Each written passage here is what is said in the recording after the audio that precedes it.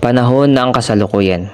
Ngayong araw, ating talakayin ano-ano nga ba ang mga pangyayaring naganap sa panahon ng kasalukuyan.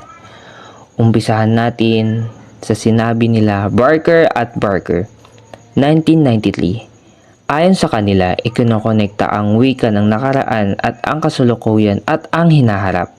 Maaari raw mawala ang matatandang henerasyon.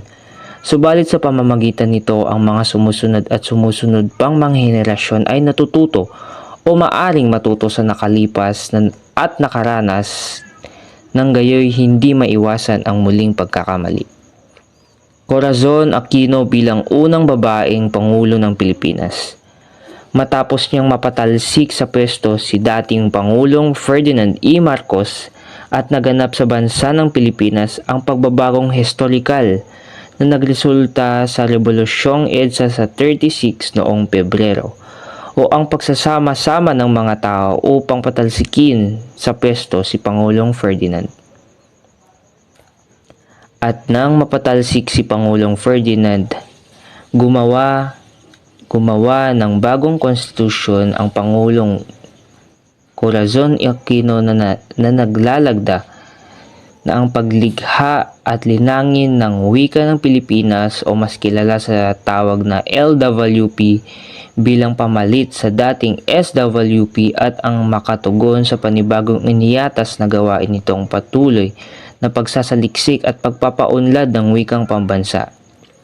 Itinatag ang suriang wikang pambansa o SWP alinsulod sa Batas Commonwealth bilang 184 na lilagdaan ng Pangulong Commonwealth si Manuel L. Quezon noong Nobyembre 13, 1936. Ang pangunahing layunin daw nito ay suriin at piliin ang katutubong wika na gagamiting batayan na sa pagpapalaganap at pagpapatibay ng wikang pambansa.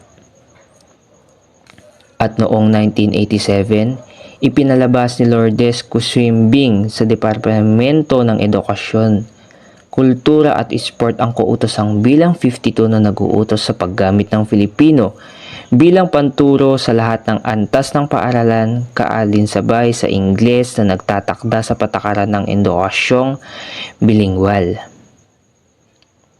Artikulo 14, Section 6 sa Ligang Batas 1987.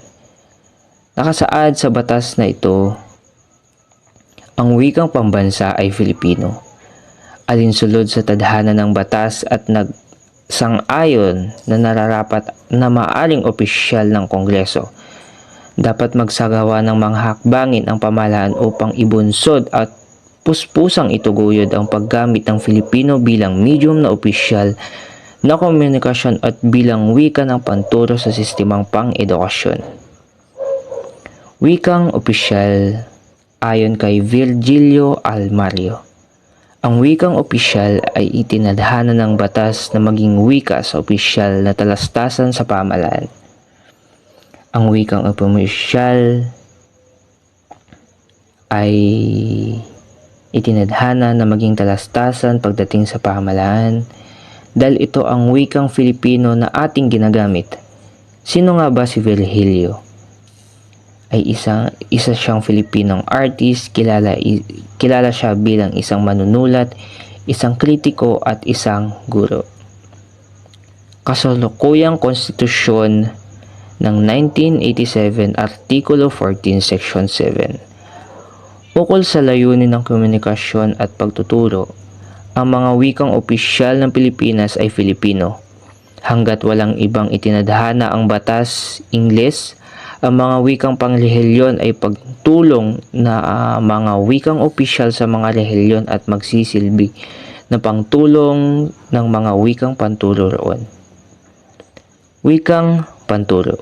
Ang wikang panturo ay opisyal na wikang ginagamit sa formal na edukasyon. Sa pangkalahatan ay Filipino at Ingles ang mga opisyal na wika at wikang panturo sa mga bawat paaralan. May dalawang bahagi ang wikang panturo, kung saan ang bilang hiwalay na asignatura at bilang wikang panturo. Ayon kay DepEd Secretary Brother Armin Luristro, FSC, ang pag-amit ng wikang ginagamit din sa tahanan ng mga unang baitang na nagpapaaral ay makakatulong sa pag-unlad ng wika at kaisipan ng mga mag-aaral at makapagpapatibay rin sa kanilang komunikasyong sosyo-kultural. Nagtatadhana ang mga Filipino ng bahagi ng kurikulum na pangkolehiyo ayon sa CHED. Nagatas ito na pagsasama ng mga kurikulum na siyam na unit Filipino ng monolohiya. Yun lamang ang mga pangyayaring naganap sa panahon ng kasalukuyan. Maraming salamat.